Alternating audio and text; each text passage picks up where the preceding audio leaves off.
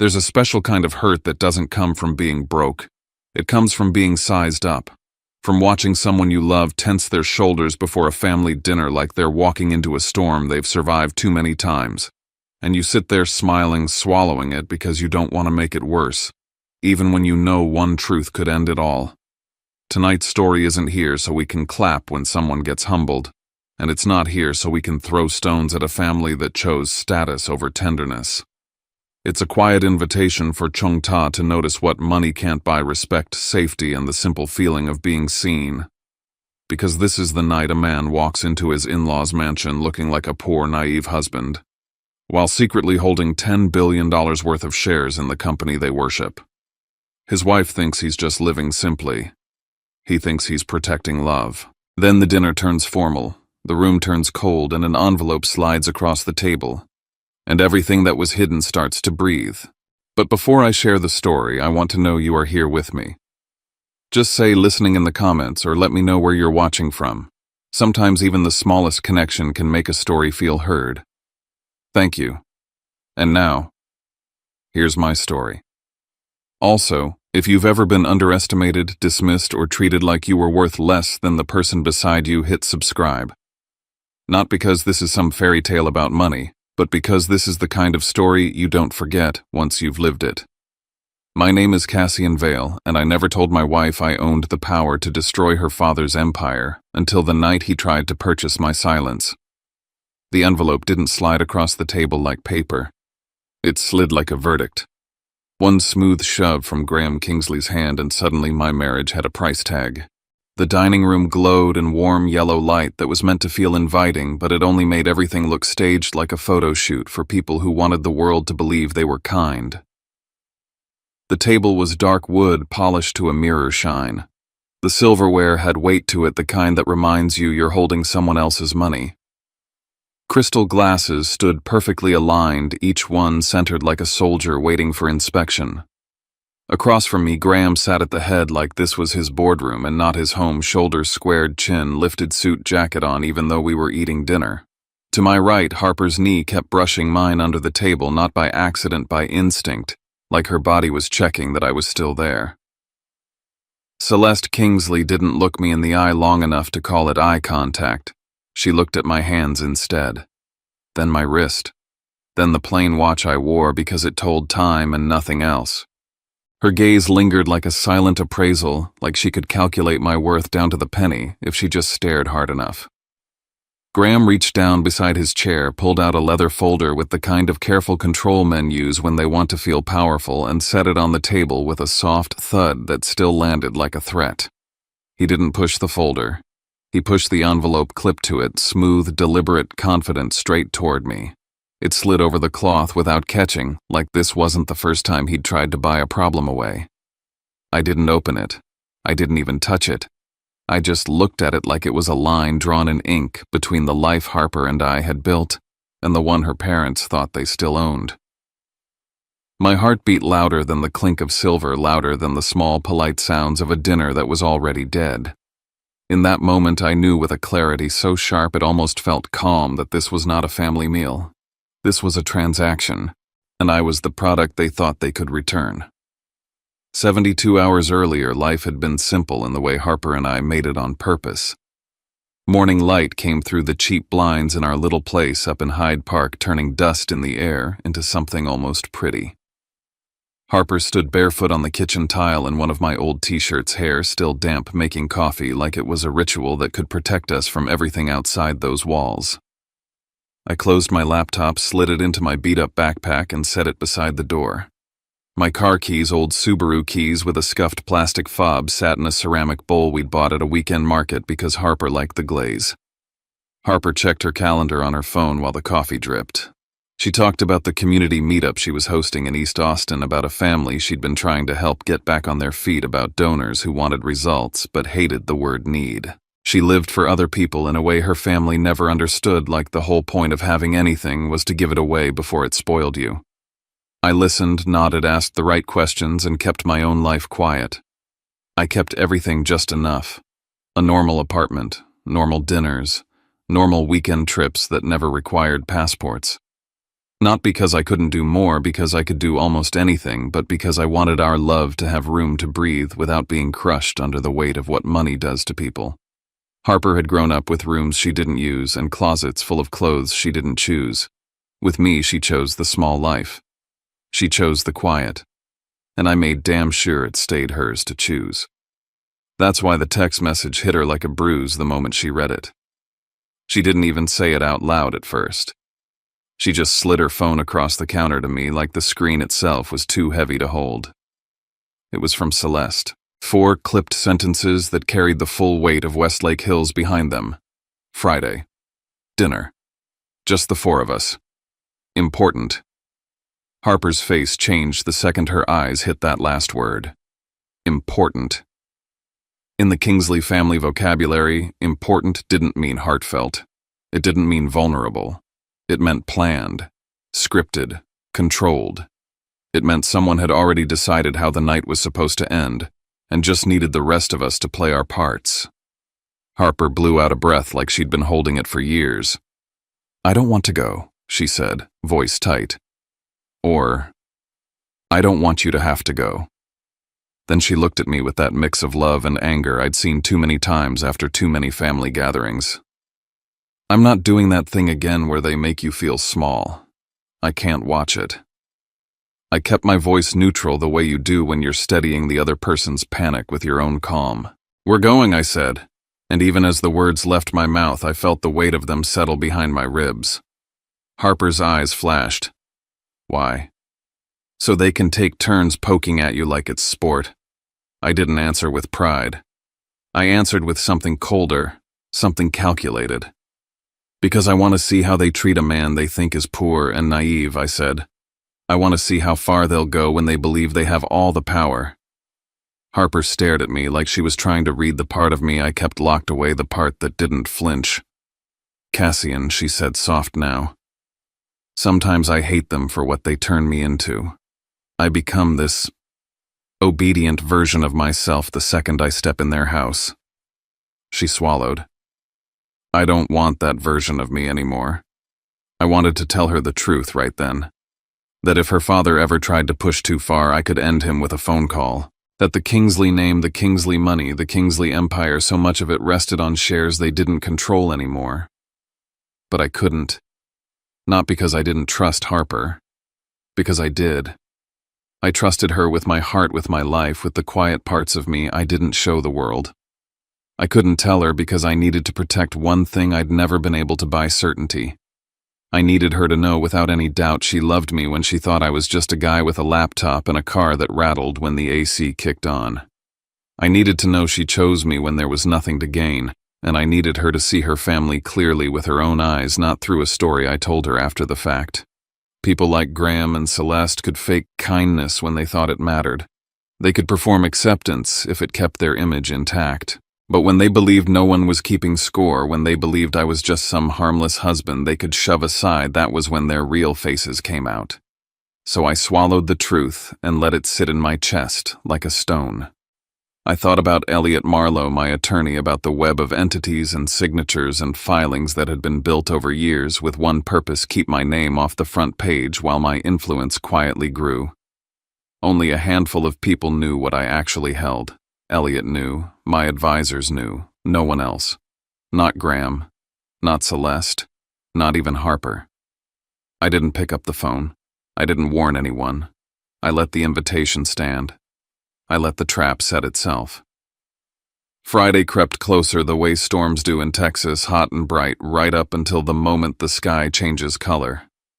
The night before, Harper stood in front of our closet and changed outfits like she was trying to solve a puzzle with fabric. She wanted to respect them without begging.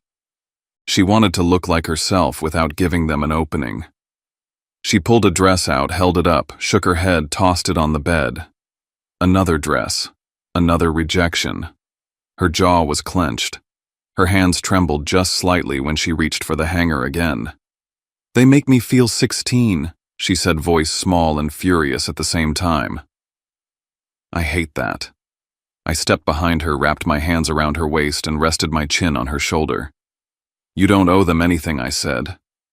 She leaned back into me like she wanted to believe it. When she finally picked something simple but sharp elegant, without screaming for approval, she turned and looked at me like she was bracing for battle. I glanced at the ceramic bowl by the door, the battered keys inside it, the tiny, ordinary life we'd built together. Then I looked at Celeste's message again. Important. My thumb hovered over the screen for a second like I could erase the whole night just by refusing to respond. Instead, I set the phone down. I picked up my keys. If they wanted to test the limits of who they thought I was fine, I would let them. I would let them show us everything. There's a version of this story that makes me sound like a mastermind, like I spent years planning a trap for my wife's family. That's not what happened. The truth is messier, quieter, and way more human. I didn't buy into Kingsley Land and Development because I had some romantic fantasy about humiliating Graham Kingsley at a dinner table one day. I bought into KLD because I could read numbers the way some people read faces, and 8 years ago those numbers were screaming. Austin was changing. Everyone could feel it. The tech wave was rolling in, money was flooding the city, and developers like Graham were expanding like they couldn't imagine the tide ever turning. But I was 23, fresh enough to be hungry and stubborn and obsessed with the places where confidence turns into recklessness. Back then, I lived in a cramped apartment with a desk that doubled as my kitchen table. I spent nights staring at spreadsheets, tracing debt covenants like fault lines, watching cash flow leak out of companies the way blood leaks out of a wound you keep pretending isn't there. Kingsley Land and Development had the kind of assets investors killed for land in the right corridors, properties with real demand, projects that could have been gold. But their capital structure was a disaster. Debt stacked on debt. Timelines that assumed perfect conditions. A leadership style that relied on charm and intimidation instead of discipline. Graham wasn't stupid. He was worse than stupid. He was certain. And certainty makes men do reckless things with other people's money. Then my grandfather died and left me an inheritance that could have bought me a better life overnight if I cared about appearances. Most people would have upgraded everything. New car, new apartment, new clothes. Some version of success you can take pictures of. I didn't. I didn't buy a sports car. I didn't move into a high-rise. I took that money and I did what I'd always done. I put it to work in silence. I created VLT Capital. Just letters on paper, a legal shell built to keep my name out of sight, and I started buying KLD shares in small bites. I did it patiently, quietly, like a hunter who doesn't need to brag about what he's tracking. I bought enough to have a voice without making noise. I used layers of entities, careful filings, and intermediaries that made the ownership impossible to trace back to Cassian Vale unless you were looking with the right keys. Graham never looked. He just kept taking the oxygen that kept his empire breathing. The first year I bought enough to matter, but not enough to be noticed. The second year I made sure I had influence without being visible. By years 3 and 4 I'd crossed into territory where decisions I made, quiet votes, strategic pressure. The right kind of capital at the right kind of moment could shape what happened without my face ever showing up in the room. And before I ever met Harper, I already held a stake big enough to force change if Graham lost control.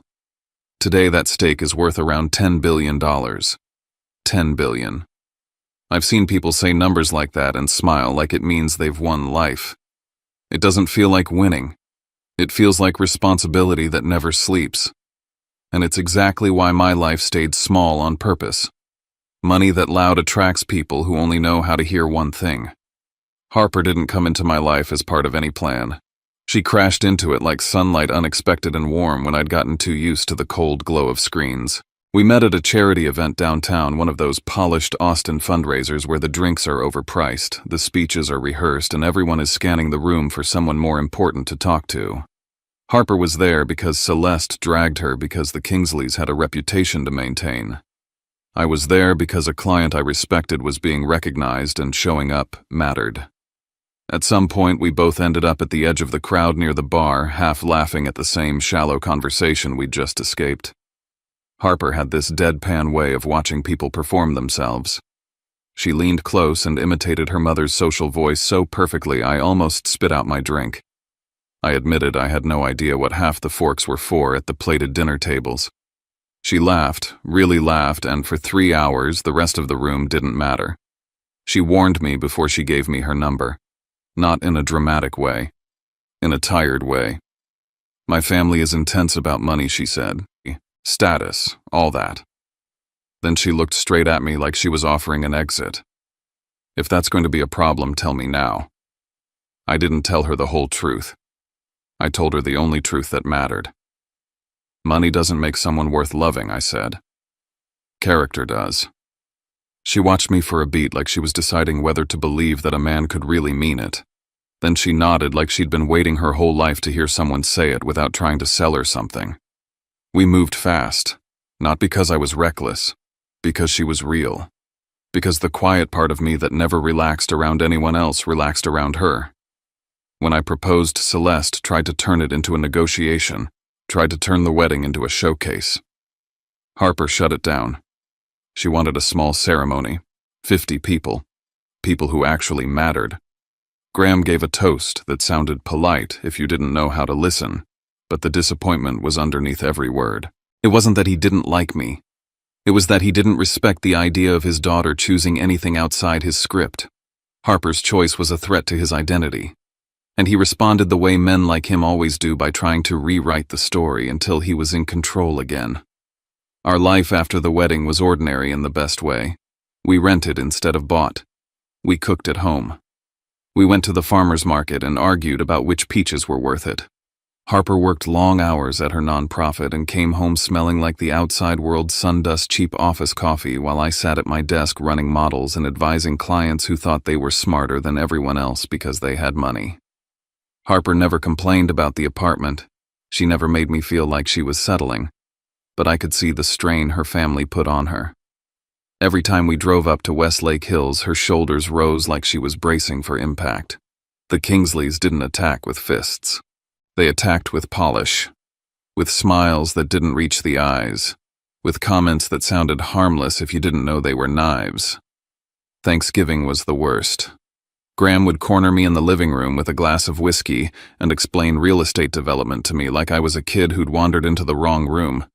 He'd talk about projections and debt and market cycles, and the whole time my mind would be correcting his numbers, fixing his logic, seeing exactly where his arrogance was going to cost him. I'd nod, ask a polite question, let him feel superior. Because the truth was, the man lecturing me only had a company to lecture from. Because my money had kept him alive through downturns he pretended to outsmart. At a BBQ out on Lake Travis, one of Harper's cousins asked what I made in a year like it was normal dinner conversation. Before I could answer, Celeste swooped in with a laugh and said, "Oh, Cassian does something with data like she couldn't even be bothered to remember." Then she mentioned Preston Shaw, Harper's ex, like it was casual. "Preston just opened a new office," she said. "He's doing so well. Such a driven young man." Harper's smile went tight. I felt her hand find mine under the table grip hard. The point wasn't Preston. The point was reminding Harper there was a better life she was supposed to want, and reminding me that in their eyes, I wasn't it. Graham's birthday was its own kind of humiliation. They seated me like an accessory, not quite at the center, not quite included in the real conversation.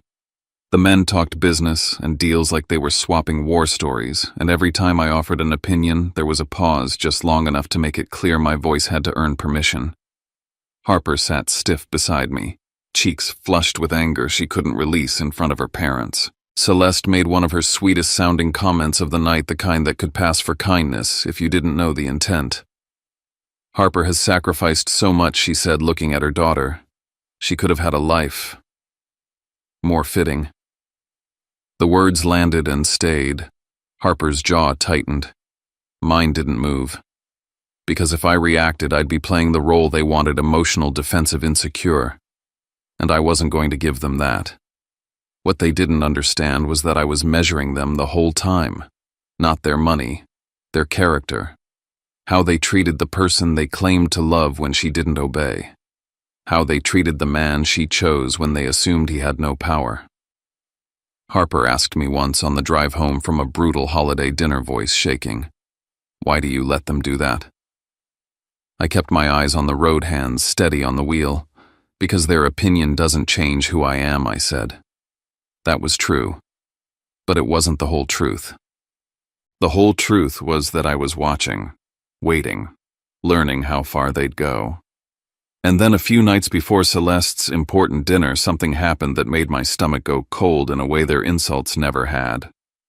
I have a secondary inbox I use for monitoring business chatter, nothing illegal, nothing dramatic. Just the kind of information that floats around when you're close enough to capital to feel the heat. An internal email landed there by mistake, forwarded through a chain that shouldn't have touched my inbox at all. The subject line was bland on purpose. Restructuring considerations. The language inside was careful, corporate, polished. But one phrase jumped off the screen and grabbed me by the throat. To avoid leaks, we need family alignment. Family alignment. That wasn't investor language, that was Kingsley language. That was Graham blending his home life and his company life like they were the same thing, like people were tools and loyalty was something you could demand. I didn't have proof that Celeste and Graham were behind that email, but I didn't need a confession to recognize the smell of a plan. They were setting something up. Something that needed Harper compliant and quiet. Something that needed alignment.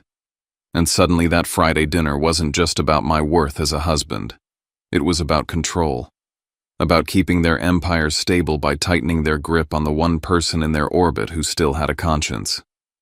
I sat at my desk and stared at that email until the screen blurred. Then I called Elliot Marlowe. I didn't give him drama, I gave him facts. There are signs they're going to try to force paperwork, I said. Get the ownership file and voting rights ready. Don't do anything until I tell you. Elliot didn't ask why. He didn't question my instincts. He just said, calm as a surgeon, I've been ready for a long time. Harper came into the room after I hung up, still holding her phone like it was burning her palm. I hate how I turn into that obedient daughter the second I'm around them, she admitted, voice low. I hate feeling like I'm 12 again. I wanted to tell her everything. To put the truth in her hands and say, you're safe. They can't touch you the way they think they can. But I also knew what the truth would do. It would turn every memory into a question. Every smile into suspicion. Did he marry me or for the power? Even if she told herself she believed me, there would always be that tiny needle of doubt. And I couldn't stand the idea of planting that in her. So I made my decision.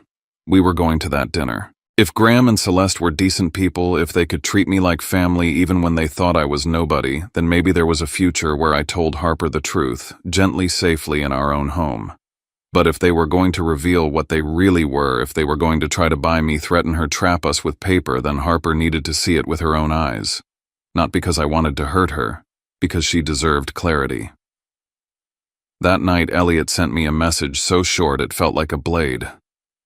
If they hand you documents, don't sign anything. Just tell me the name of the paperwork. I stared at it for a long moment, then locked my phone and set it face down.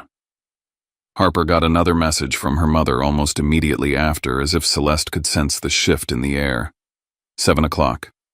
Don't be late. Dress appropriately. Harper read it and laughed once, no humor, just disbelief.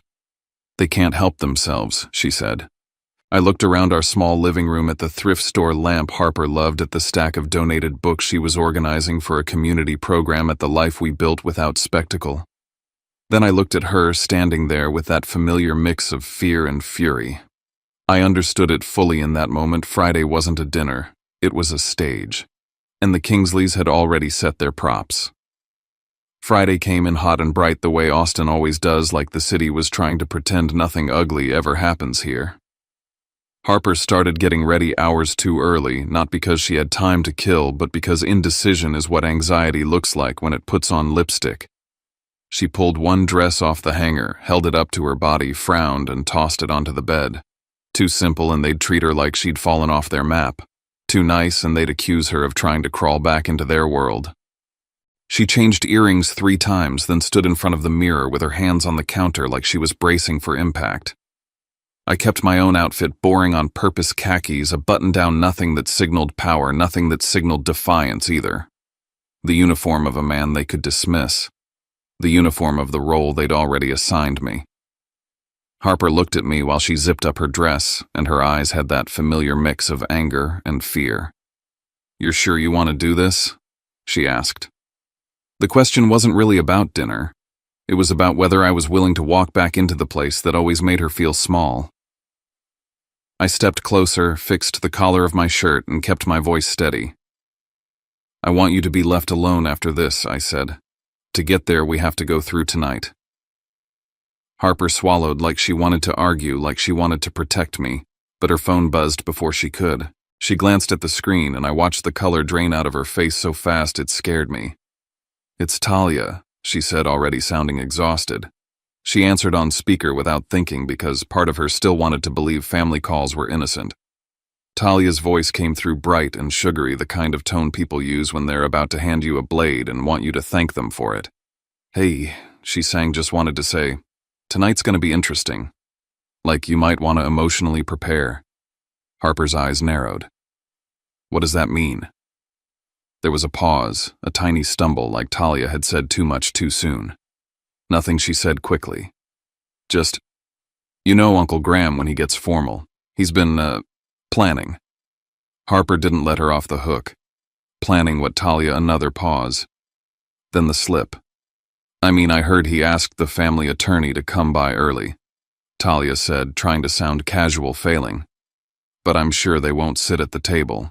It's probably just paperwork stuff. Don't freak out." Harper's hand tightened around the phone like she wanted to crush it. "They invited a lawyer," she said, voice sharp now. "You're telling me my parents invited a lawyer to dinner?" Talia tried to laugh it away. "It's not like that, it's just, you know how they are. I gotta go. Love you." The line went dead. Harper stared at the blank screen for a second, then looked up at me with something close to panic. "They invited a lawyer, Cassian," she said. "This isn't dinner." I didn't flinch. Not because it didn't hit me, because it confirmed exactly what my gut had been warning me about since that stray email. I stepped toward her, took the phone gently from her hand, and set it down on the counter like I was trying to lower the temperature in the room. "Okay," I said. "Then we treat it like it's not dinner." Harper's breath came out shaky. "What does that even mean?" I met her eyes. "It means you don't let them rush you," I said. "It means you watch, you listen, and you remember that you're not a child in their house anymore." Harper blinked hard, fighting tears she didn't want to give me. "I hate that you have to go through this because of me," she whispered. That one landed deeper than Talia's call, because Harper wasn't dramatic. When she said things like that, she meant them from the bottom of her chest. I took her hands in mine and squeezed. "I'm going through it because I chose you," I said. "But I'm not letting anyone turn our marriage into something they can buy, sell, or cancel." Harper shook her head like she wanted to believe me but didn't know what to do with the fear. "If they bring papers," she said, "I don't know if I can keep my cool." I kept my face calm even though my mind was already counting exits. "If they bring papers, don't panic," I told her. "Just observe." Harper stared at me. "Why are you talking like you knew this was coming?" I didn't answer directly. I gave her the only thing I could without cracking open the truth. "Because sometimes the safest way through a fire is to see where the flames are before you run," I said. She searched my face. "What are you preparing?" Her voice wasn't accusing. It was pleading. I let a small silence sit there because lies come easy when you fill every gap. "A truth will show up at the right time," I said. "Not because I'm hiding things from you to hurt you. Because I want you to be protected by what's real, not trapped by what they pretend is real." Harper's jaw clenched. She didn't like that answer, but she took it because there was no time left to wrestle it into something cleaner. We walked out to the parking lot and I grabbed the keys from the ceramic bowl by the door.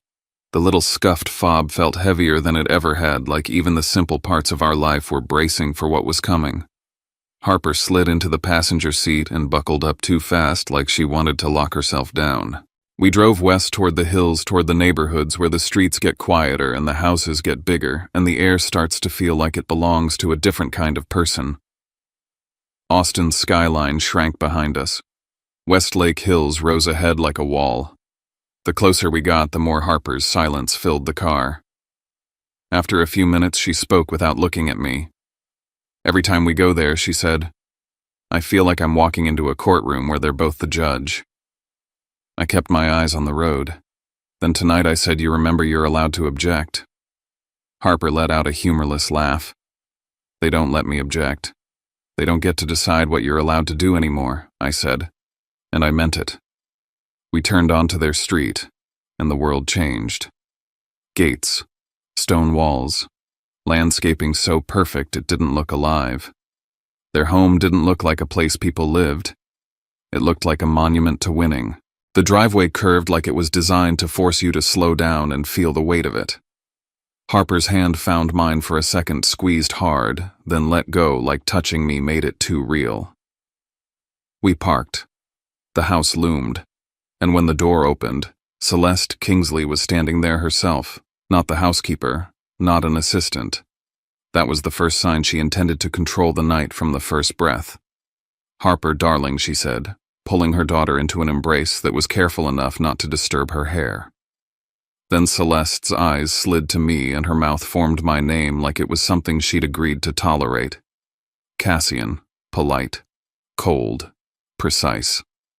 Not an insult anyone could quote, but sharp enough to cut if you were the one hearing it. Graham was already at the table when we entered the dining room. Suit on, cufflinks, sitting at the head as if the furniture itself had been built for him. He stood just long enough to shake my hand, grip firm, smile thin. "Good of you to join us," he said, like I'd been invited instead of summoned. The meal began with a kind of false normal that felt more unsettling than outright hostility. Celeste asked Harper about her non-profit the way someone asks about a hobby they don't respect but want to appear supportive of. So she said, cutting her food delicately, "How are your programs going? Are donors still interested?" Interested. Not helpful. Not moved. Interested like people in need were a market segment. Graham talked about a new project north of Austin, throwing around words like premium trophy legacy and partners with the casual confidence of a man used to being admired. I played my part. I asked just enough questions to sound engaged without revealing I understood the machinery underneath. I nodded at the right moments. I let Graham feel like he was educating me. Harper barely ate. Her fork hovered. Her shoulders stayed tense. And then the timing shifted. Plates were cleared. The room quieted the way it does when a meeting is about to start. Graham didn't rush. He waited, savoring control. Celeste dabbed her lips with her napkin, straightened her spine, and her eyes sharpened like she'd practiced what she was about to say. Harper's hand slid under the table and grabbed mine, her grip suddenly desperate. Celeste spoke first. "We want to talk about Harper's future," she said, voice smooth as glass. Graham reached down beside his chair and pulled out the leather folder. He set it on the table and the sound wasn't loud, but it made Harper flinch. Then he slid the envelope toward me, slow and confident, like he'd already decided how this ended. I didn't open it. I didn't even lift it. I looked down at the envelope, then up at Graham's face. I saw certainty there. I saw the smug peace of a man who believed money ends conversations. I set my fingertip on the edge of the paper and kept my voice calm in my head, even as my pulse climbed. If they chose to make this a purchase, I thought they were about to activate the one thing they feared without even realizing it. The envelope sat between us like a loaded question. Harper's fingers were still wrapped around mine under the table, her grip tight enough to hurt, like she was trying to anchor herself to something solid. Graham watched my hands like he expected a tremor. Celeste watched my face like she expected gratitude. I didn't give either of them what they wanted. I let the silence stretch just long enough to make it uncomfortable. Then I looked at Graham and asked evenly, "What is this?" I didn't ask like a man begging for clarity. I asked like a man forcing him to name the thing he was doing out loud in front of his daughter. Graham's jaw flexed. He didn't like being questioned in his own house. "We're going to be direct," he said, adopting that boardroom tone that made everything sound reasonable if you didn't listen too closely. Celeste leaned in with the softer blade. "It's for Harper," she said. "For her future." Harper's head snapped toward her mother. "My future is sitting right here," she said, voice shaking. Graham didn't look at her. He kept his attention on me as if Harper was background noise in a conversation about assets. I picked up the envelope without haste, pulled the flap open, and slid the contents out slowly, keeping my expression blank. Paper rustled. That sound felt obscene in a room that was supposed to be family. I read the top page without moving my lips, letting the words land inside me first. Annulment agreement. The title alone was a punch. Not divorce, not counseling, not a conversation.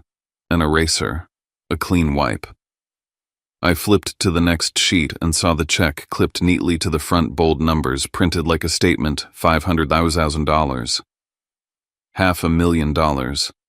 It was meant to look generous. It was meant to look like a lifeline. It was meant to make me feel small enough to take it. I didn't react. I kept reading because the people who think they're clever always hide their worst intentions in the fine print.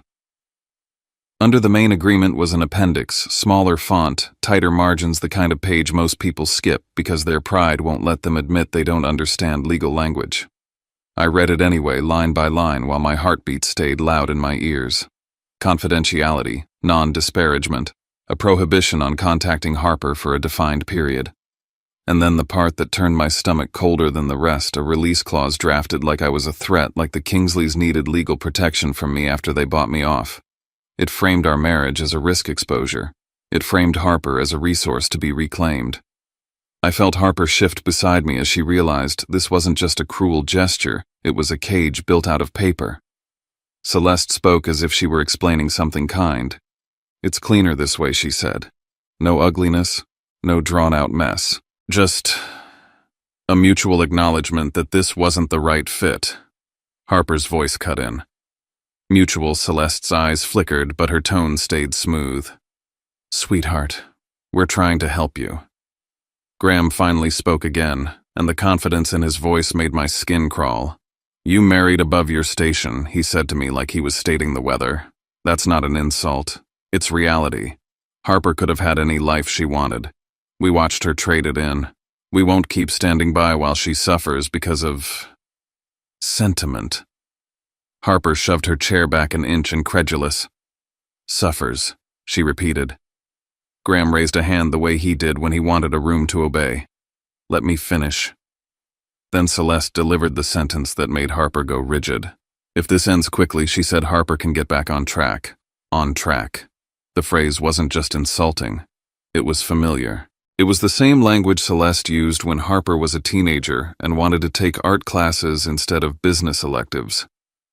The same language she used when Harper wanted to move to Austin and work in community programs instead of joining a family foundation board. On track meant under control. I watched Harper's face tighten, the pain, old and fresh at the same time. Graham leaned forward, voice lowering like he was offering a secret. "You need to think about your nonprofit," he said to Harper, finally looking at his daughter the way a man looks at leverage. "The donors you rely on, the circles you move in. People talk. People judge. If you keep dragging your life through questionable choices, support dries up. That's not a threat. It's how the world works." The words were dressed up as realism, but I heard what they were: comply, or we'll starve the parts of your life you built without us. And that was the moment I understood the scope. They weren't just trying to remove me. They were trying to snap Harper back into the mold, lock her future behind gates only they had the keys to. I set the papers down neatly, palms flat for a second, as if I were steadying the table itself. Then I looked at Graham. "If you actually cared about Harper," I said quietly, "why is your first move a check to me instead of a question to her?" Graham's eyes narrowed. "This is between you and us," he said. I didn't let him frame it that way. I turned to Celeste. "Are you protecting Harper?" I asked, "or are you protecting your image in front of your friends in Westlake Hills?" Celeste's lips tightened. She hated being called what she was. "We're protecting our daughter," she insisted, voice still controlled but thinner now. I stayed calm. Calm is a weapon when people expect you to beg. "Then ask her what she wants," I said. Harper's voice broke through, raw and furious. "I want you to stop treating my marriage like a mistake you can fix with paperwork," she said. "I want you to stop acting like you own me." Graham's face hardened. "Sit down," he snapped. Harper didn't. "No," she said. "You don't get to do this." Graham's voice turned colder, the mask slipping. "The adults are talking." He said the same sentence Harper had been hearing her whole life whenever she tried to have a will of her own. I watched Harper flinch, not because she was weak, but because the old wound knew exactly where it lived in her body. And then Graham reached to his side and placed another folder on the table that hadn't been in the envelope. He slid it toward me with a small, satisfied look, like he'd been waiting to play this card. "We did our homework," he said. "Because frankly, we don't know who you really are." I opened it and saw what he meant, a background report formatted like something a corporate security firm would hand over. Some of it was accurate, my education, my job title, old addresses. But the way it was arranged was the point. A highlight on modest income assumptions. Notes about company registrations without context. References to shell entities described as unexplained. A subtle suggestion that I was slippery, dangerous, a man without a clear origin story. Celeste looked at Harper with practiced sorrow. "We've tried to understand," she said. "But we don't really know him, sweetheart." Harper's gaze snapped to me, and there it was, the crack they were aiming for. Not mistrust, not yet. Fear. The fear that she might have built her life on a man she didn't fully understand. "Cassian," she said softly, and the way she said my name hurt more than Graham's insult. "Is there something you haven't told me I didn't answer with the full truth?" Not in that room. Not with those eyes watching her. Not with those hands ready to weaponize anything I revealed. I answered the way I'd answered everything tonight, by refusing to let them control the shape of the conversation. I looked at Graham. "You hired people to dig through my life," I said. "But you didn't once sit across from your own daughter and ask her if she's happy." Graham scoffed. "Happiness doesn't pay the bills," he said. Harper laughed, once sharp and broken. "You think this is about bills," she snapped. Celeste's voice turned soothing, as if Harper were a child having a tantrum. "Sweetheart, don't be dramatic," she said. "We're offering solutions. Solutions. Like love was a math problem, and I was a variable they could remove." I kept my tone level. "Your solution starts with erasing Harper's choice," I said. "That's not protection. That's control." Graham leaned back, eyes hard. "Call it what you want," he said. "We're preventing a disaster." He tapped the check as if it were the end of the conversation. $500,000, he said to me, confident again. "Sign, take it, and go build whatever little life you want somewhere else." The arrogance of it was almost impressive. He truly believed money was gravity, that I would fall where he pointed. Harper's breathing turned fast beside me, and I could feel her shaking, caught between rage at them and fear of what she might learn about me. I slid the papers back into the envelope, carefully smoothing the edges, as if I were folding up an insult so it wouldn't cut her any further. Then I set the envelope down. I didn't touch the check. I didn't touch the pen. I looked at Graham and spoke with a calm that made even Celeste's eyes narrow. "Before I respond," I said, "I need to confirm something." Graham's chin lifted. What I held his gaze. "Who drafted this entire package?" The question landed like a stone. Graham's eyes flicked not to me, not to Harper, to the doorway of the dining room. It was a quick glance, automatic, like someone checking for a cue. Harper saw it too. I felt her fingers tighten around mine again under the table. The room went quiet in a different way now. Not the quiet before a lecture. The quiet before a door opens. Graham's mouth was already forming the next insult, that familiar, confident curl of a man who thought a dining table could be turned into a guillotine if he said the right words with enough authority. I didn't let him finish. I set my phone flat on the dark wood right beside the envelope and the pen, and I looked at him like I was done debating anything that couldn't be measured. "If you want to speak in paperwork and power," I said, my voice steady, almost quiet, "then I'll answer in the only language you actually respect." His eyes narrowed. Celeste's chin lifted a fraction, as if she were preparing to watch me beg. Harper stood frozen beside my chair, shoulders tight, her eyes moving between me and her parents like she was caught in a storm with no shelter. Graham leaned forward, ready to press the advantage one last time. "You think you can threaten me in my own house?" he started. That was the moment I pressed the speaker button. The small icon lit up and suddenly the room belonged to someone other than Graham Kingsley. "Elliot," I said, calm enough that it sounded like a meeting had simply begun. "You're on speaker. Read the current ownership structure of Kingsley Land and Development." Elliot Marlowe's voice came through clean and controlled, professional, to the point of being almost cold. "Understood. As of close of business today, Kingsley Land and Development has 100 million shares outstanding. The largest shareholder is VLT Capital, holding 47 million shares representing 47% of the company." For a half second, Graham didn't react. It was like his brain refused to translate the words into meaning. Then his face tightened. "Stop," he snapped. "What is this? This is some stunt." Elliot didn't pause. "The next largest shareholder is Graham Kingsley, personally holding approximately 19 million shares, representing 19%. The remaining 34% is held by institutional investors and individual shareholders." Celeste's posture shifted. That was the first crack. She knew numbers. She knew the hierarchy of a room, and she understood instantly what it meant for a single entity to hold 47%. Harper's lips parted slightly, confusion and shock blending into something sharper. "VLT Capital," she whispered, like she was trying to place a name she'd never heard but somehow felt close to. Graham's chair scraped as he pushed back, half standing now, anger rising like heat. "Elliot Marlowe," he said, his voice going hard. "I don't know who you are, but you're going to regret inserting yourself into a private family matter." Elliot's tone didn't change. "This is not a family matter, Mr. Kingsley. This is corporate governance." I kept my eyes on Graham. "Elliot," I said, "one more thing. Who owns VLT Capital?" The silence that followed was the kind that makes your ears ring.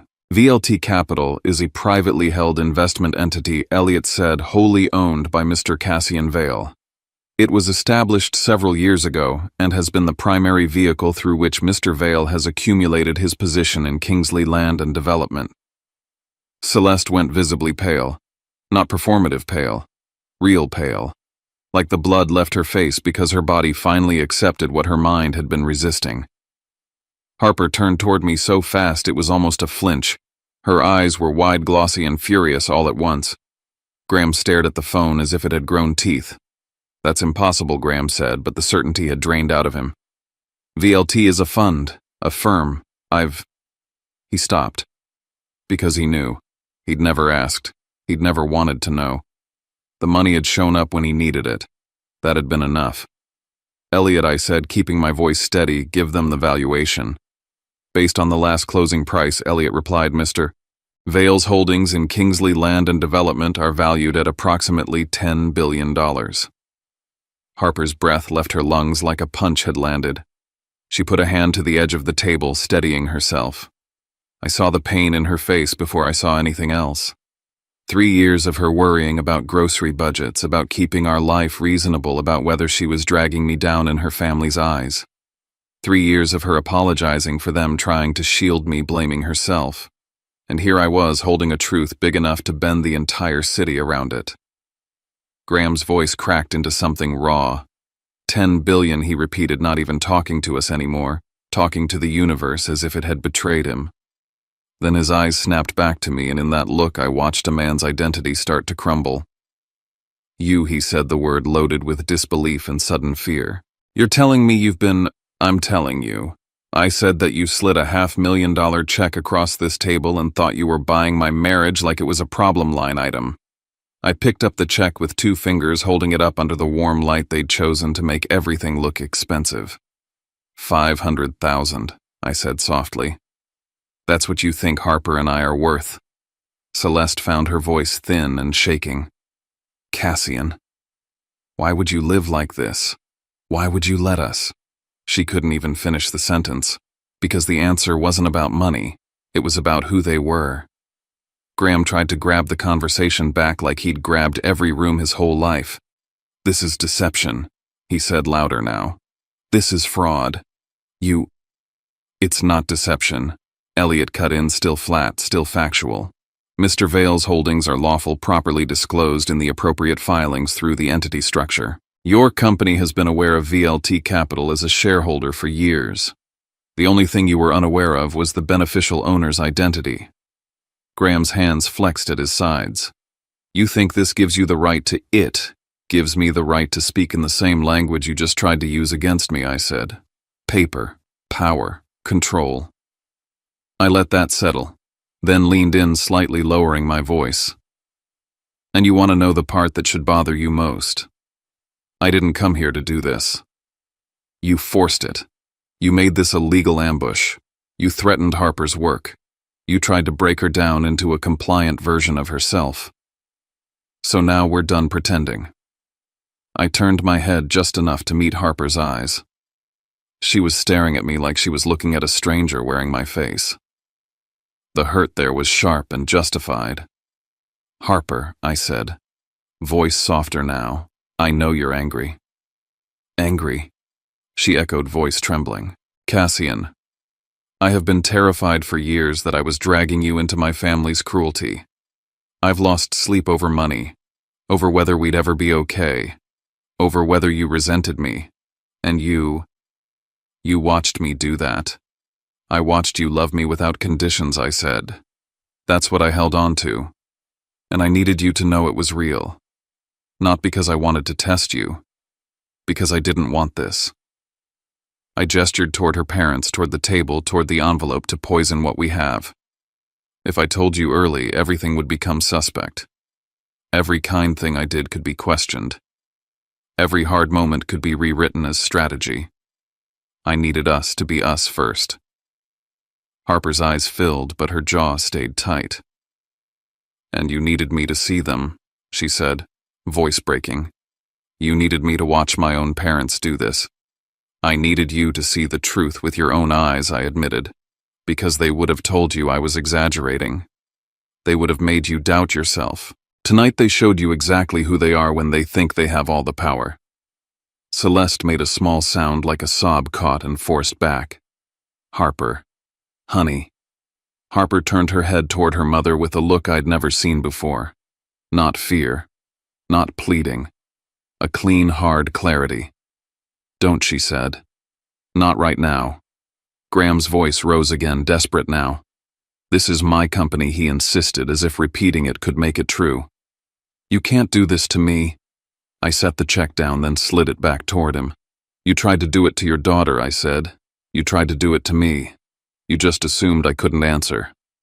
I looked down at the envelope and the papers, then back at Elliot's voice humming on speaker, waiting. Elliot, I said, confirm what my voting position means. With Mr. Vale's 47% stake, Elliot replied, and with the proxy commitments already secured from additional shareholders, Mr. Vale can bring forward motions for leadership change and pass them with a majority vote at the board meeting. Graham's face changed again. The panic wasn't about money anymore. It was about losing the one thing he'd built his whole personality on: authority. Celeste's hands shook as she gripped her napkin like it could save her. I didn't gloat. I didn't raise my voice. I simply pulled up the email draft on my phone and hit send right there, right in front of them, so they could watch the consequences take shape. I called for an emergency board meeting Monday morning, I said. Agenda: a vote on the CEO's position and restructuring the executive team. I looked at Graham. I didn't activate any of this until tonight. Not until you turned dinner into coercion and made Harper's life collateral. Graham surged forward, furious. You'll destroy everything. No, I said. I'll save it from the way you've been running it. Same way I've been saving it for years. Then I lifted the check again, held it between my hands, and tore it cleanly in half. The rip was loud in the quiet room, like fabric tearing on a stage. I didn't do it to humiliate them. I did it to end the idea that our marriage had a price. I dropped the pieces onto the table like dead weight. Elliot, I said, my voice calm, proceed with all notifications. Understood, Elliot replied. The silence that followed wasn't polite. It wasn't social. It was the sound of an old order breaking. Harper stood there trembling with shock and anger and something like grief. I reached for her hand. She hesitated, then let me take it, not as forgiveness, but as an anchor. We turned and walked out of the Kingsley house together. Behind us, Graham and Celeste didn't follow. They couldn't. The stage they'd built had collapsed under them. In the car, Harper didn't speak for a long time. Austin's light streamed past the windshield, blurred by the moisture in her eyes. I kept both hands on the wheel, the same old interior, the same ordinary drive, as if normal could still exist after what just happened. When she finally spoke, her voice was quiet. "You didn't just change my parents," she said. "You changed everything I thought was true." I swallowed. "I know," I said, "and I'm here for what comes next." Harper stared out at the city for another long stretch of silence, and I understood with a clarity that scared me the next fight wasn't with Graham and Celeste. It was with the wound my silence had left inside my own marriage. And Monday morning wasn't just about removing a CEO. It was about rebuilding what Harper thought family meant from the ground up. Harper didn't sleep much that night. Neither did I. Back in our apartment, the familiar rooms felt smaller, not because the space had changed, but because the truth had expanded. She sat at the edge of the couch with her knees pulled up, staring at the dark TV screen like it might give her answers. I sat across from her, hands clasped, giving her the quiet she deserved. When she finally spoke, it wasn't angry. It was careful, like she was walking across glass. "How long," she asked, "have you been hiding it?" I didn't dodge. "Before I met you," I said. "I started buying into KLD years before your name meant anything to me." Her eyes narrowed. "So you didn't marry me for it?" "No," I said, and the word came out firm, almost aching. "I married you because you were the first person who looked at me like I didn't have to prove I belonged." Harper swallowed hard. "Then why keep it from me?" I took a breath, forcing myself to speak the whole truth instead of the convenient part. Because I was afraid I admitted. Not of you. Of what money does to certainty. If you knew too soon, you might spend the rest of your life wondering if I chose you because you were Harper or because you were a Kingsley. And I couldn't stand the idea of planting that doubt in you. "And what about me?" she said, voice breaking. "What about the years I spent worrying?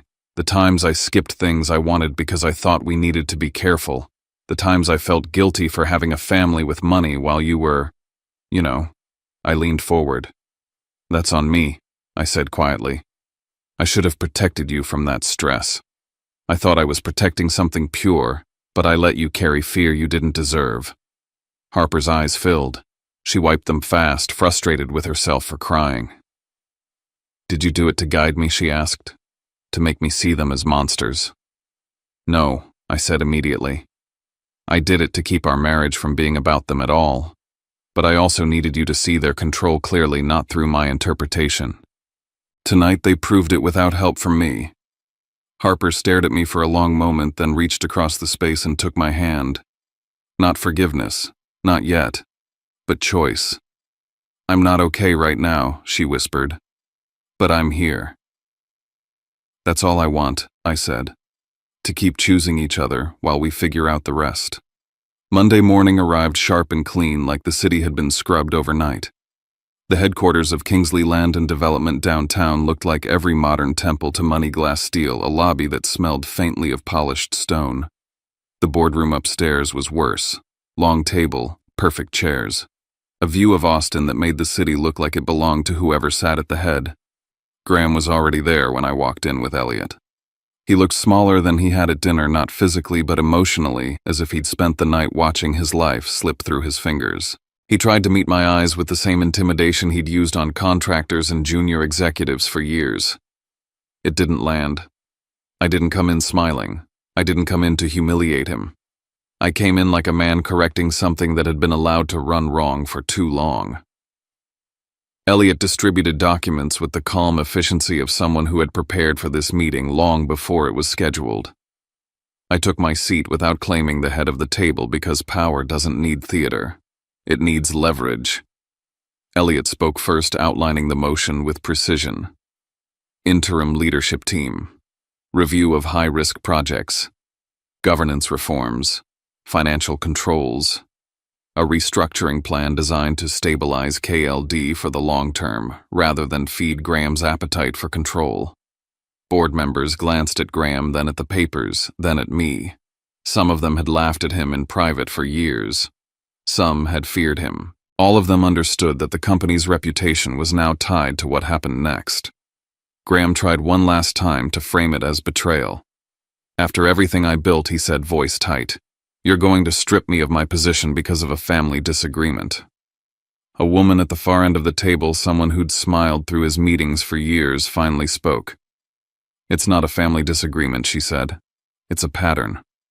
Another board member nodded. "We've all had to manage around you," he added. "This just makes it official." Graham's face flushed. He looked around the room as if searching for an ally, and realized the allies he thought he had were people who'd been waiting for permission to stop pretending. The vote happened cleanly. No drama, no shouting. Numbers raised hands, and Graham lost. The motion passed with a wide majority. He was removed as CEO and offered a limited advisory role that preserved a sliver of dignity while stripping him of the control he'd abused. He sat there for a moment afterwards, staring at the table like he couldn't remember how to breathe. I didn't celebrate. I didn't need to. The work was the point. Outside the building, my phone buzzed. Celeste. Then again. And again. Harper's phone buzzed too, back at the apartment, lighting up with missed calls she refused to answer. She needed space. She deserved it. By afternoon, a certified envelope arrived at our door. Harper stared at it for a long time before opening it like the paper itself carried poison. Inside was a letter from Celeste. The tone was different. No commands, no judgments, no important, just a mother's fear written plainly. Harper read it twice, then set it on the table with a hand that trembled. "She's scared," Harper said quietly. "Yes," I replied. "And sometimes fear is the first time people stop performing." Harper didn't answer right away. She walked to the window, looked out at our modest parking lot, the normal world moving past without knowing what had just shifted inside her. When she turned back, her voice was steady. "If they want a chance," she said, "it's on our terms." That Friday, Harper sent one message. Dinner at our place. No dress code, no script, no expectations. When Celeste and Graham arrived, they looked stripped of armor. Graham wore jeans and a plain sweater. Celeste wore slacks and minimal makeup, her hair pulled back like she didn't trust herself to hide behind styling anymore. They stepped into our apartment and seemed startled by how small it was, how real it was. No staff, no crystal, no stage lighting, just our life. We sat at our small table. Harper served pasta she'd made herself. The silence wasn't hostile, it was honest. Graham cleared his throat first. "Harper," he said, voice rougher than I'd ever heard it. "I owe you an apology." Harper didn't soften. She held his gaze. He continued anyway. "I treated your life like an asset I had to manage," he said. "I treated your marriage like an embarrassment I could erase. I was wrong." Celeste's eyes glistened. "I spent your whole life teaching you what a proper life looked like," she said, voice shaking. "And when you chose something different, I took it personally. I used social standards as a weapon. I thought control was love." Harper's hands clenched in her lap. "Love doesn't threaten my work," she said, voice quiet but sharp. "Love doesn't try to buy my husband off. Love doesn't ask a lawyer to wait in the hallway." Graham swallowed hard. "You're right," he said. "And I'm sorry." I let Harper speak first because this was her wound before it was mine. When she finished, I leaned forward slightly. "You get one chance," I said, calm and clear. "One. If you ever use money or influence to pressure Harper again, if you ever touch her non-profit support out of spite or control, I will cut your access to every lever you think you own. And I won't do it angrily. I'll do it clinically." Celeste nodded quickly, tears slipping down her cheeks. "We understand," she whispered. Harper looked at me then, and the pain was still there, but something else sat beside it. "Now resolve. And you," she said softly, turning to me. "We're not doing secrets like that again. I chose you. I'm choosing you. But I need us to be partners in reality too." I nodded. "No more hidden lives," I said. "No more letting you carry stress alone. We make decisions together. We plan together. We protect what we built together." Harper's shoulders loosened a fraction, like her body had been waiting to hear that promise. The dinner didn't end in instant forgiveness. It ended in boundaries, in truth, spoken without performance, in a path forward that wasn't guaranteed, but was real. Weeks later, we stayed in our apartment. We didn't move into a mansion. We didn't buy a flashy car. We bought the building instead of renting quietly because we wanted the stability without the show. We set up a foundation that funded Harper's programs in East Austin and scholarships for people who had talent but not access. We invested in community the way Harper always had, except now we could do it without begging donors who wanted control. Graham took the advisory role, and for the first time in his life had to contribute without ruling. Celeste learned how to show up as a mother rather than a curator of social image, and it was awkward and imperfect and sometimes painful, but it was real. One night months after that dinner, Harper and I stood on our small balcony looking at Austin's skyline, not as a prize, as a place where we'd built something honest. Harper leaned into me, her hand finding mine with less hesitation now. "Do you ever regret keeping it from me?" she asked. I exhaled slowly. "I regret the fear it put on you," I said. "I don't regret the reason. I wanted our love to exist before money tried to rewrite it." Harper nodded, eyes on the lights. "Then we do it differently from here," she said. "We do," I replied. And in that moment I understood the real victory wasn't $10 billion or a boardroom vote. It was this: we chose each other without being for sale, and we built a family defined by consent, not control. I used to think the hardest part of being underestimated was the humiliation. The way a room can decide who you are before you speak. The way someone's eyes can scan your wrist, your shoes, your car key, and turn you into a number they're comfortable dismissing. But that wasn't the hardest part. The hardest part was what it did to the person I loved. Watching Harper shrink inside her own family's expectations, watching her brace for impact every time a text came in that said important. Watching her carry guilt that never belonged to her because she thought her choices were causing me pain. I let myself be the target because I believed I could absorb it. I thought if I took the hits quietly, she wouldn't have to. And in some ways I was right. In other ways I was wrong in a way that still sits heavy in my chest. Because silence can look like strength, but it can also feel like abandonment to the person standing beside you. That's the part I'll keep learning from for the rest of my life. That dinner table in Westlake Hills was supposed to be their stage. They laid out the props, perfectly heavy silverware, the warm spotlight of chandelier light, the kind of polished wood that makes you feel like you shouldn't breathe too loudly. They believed the performance would force Harper back into alignment. They believed money would erase love the way it erases consequences. And I'll never forget how quickly power can evaporate the moment the truth enters the room. Not the emotional truth, not the messy truth people argue about. The factual truth. The kind you can file, the kind you can vote on, the kind that doesn't care how loudly you raise your voice.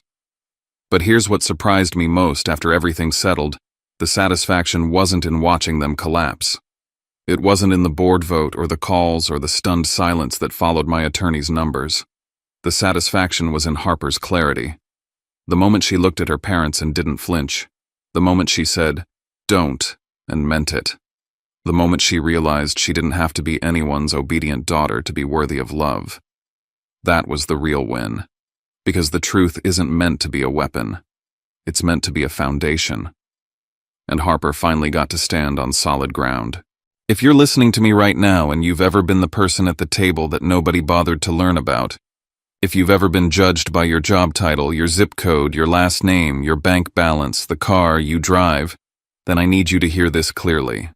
Being underestimated hurts, but it also reveals things nothing else can. It reveals who only respects power and who respects people. It reveals who can love you when you're ordinary, and who only wants the version of you that benefits them. It reveals who sees relationships as contracts and who sees them as commitments. And once you see that you can stop negotiating your worth with people who never intended to value you in the first place. I also want to say something that a lot of stories like this skip over because it's not as cinematic as the big reveal. Money didn't save my marriage. Money didn't heal Harper's wounds. Money didn't magically turn her parents into better people. What saved us was a choice we made long before anyone knew the truth. We chose each other in the quiet. We chose the modest apartment. We chose the normal life. We chose the hard conversations that didn't come with applause. We chose to build something real while everyone else was busy building an image. And if there's any lesson in all of this worth carrying forward, it's that your life becomes unbreakable when it's built on values instead of validation. Harper and I still have work to do. That part is real too. Trust doesn't rebuild itself overnight even when the intentions were good. Healing isn't a switch you flip after a dramatic moment. It's repetition. It's transparency. It's showing up again and again, especially when it's uncomfortable. It's letting the person you love ask the hard questions and answering them without defensiveness. It's making new agreements, not just apologizing for old mistakes. And I'm telling you that because I don't want this to feel like a fairy tale where the ending is a neat bow. The ending is a door we chose to walk through together. So here's my question for you, and I mean it sincerely. Have you ever been in a room where you knew they'd already decided you were less than before you even spoke?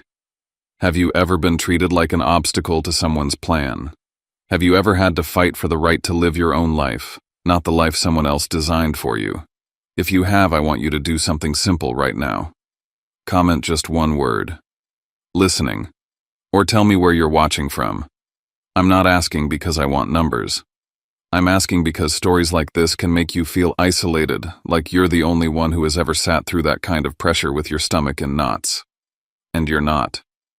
Sometimes the smallest connection, one comment, one shared location, one I get, it can make the whole weight of it feel lighter. And if you're still here with me, if you've made it this far, then I also want to ask you for something else.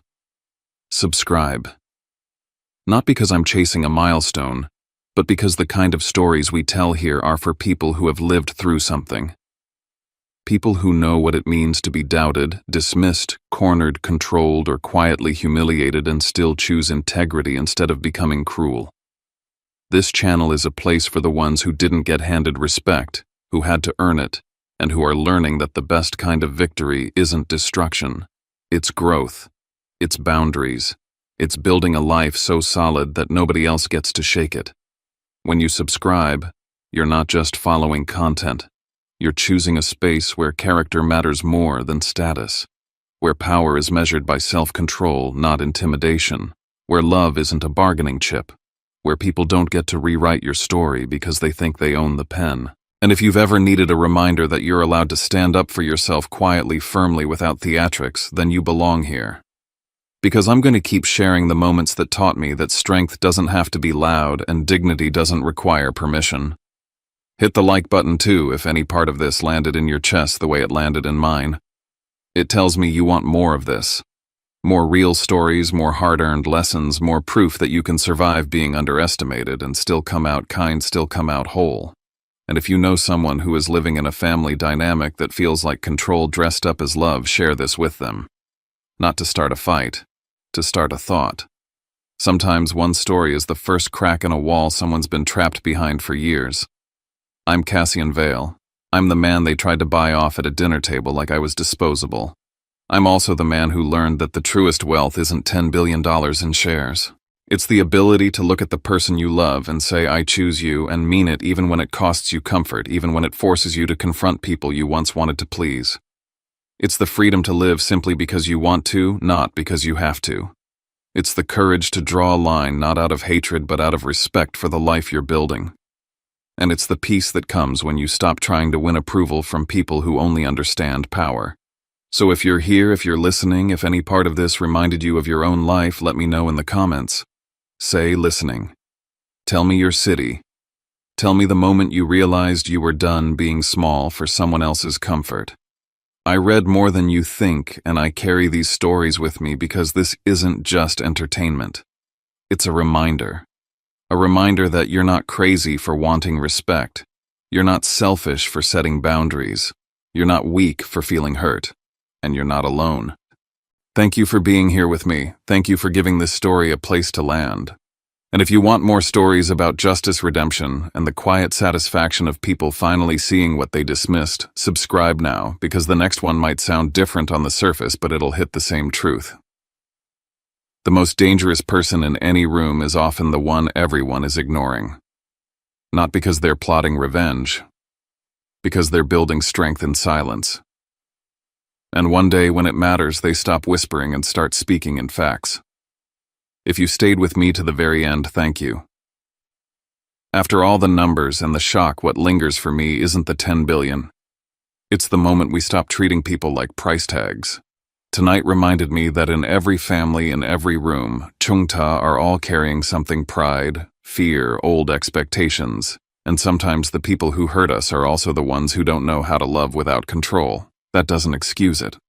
It just explains why kindness and boundaries have to exist together. If any part of this felt familiar, Ban aren't alone. And if you want, leave a few lines in the comments where Ban are listening from a time ban were underestimated, or the boundary ban wish you'd drawn sooner. I read more than you think, and I'm grateful for every story shared here. And if Ban would like to be part of this little corner where we listen without judging and heal without pretending, you can subscribe and stay with us. I'm Cassian. Thanks for letting me sit with Ban for a while. Take care, and I'll see Ban in the next story.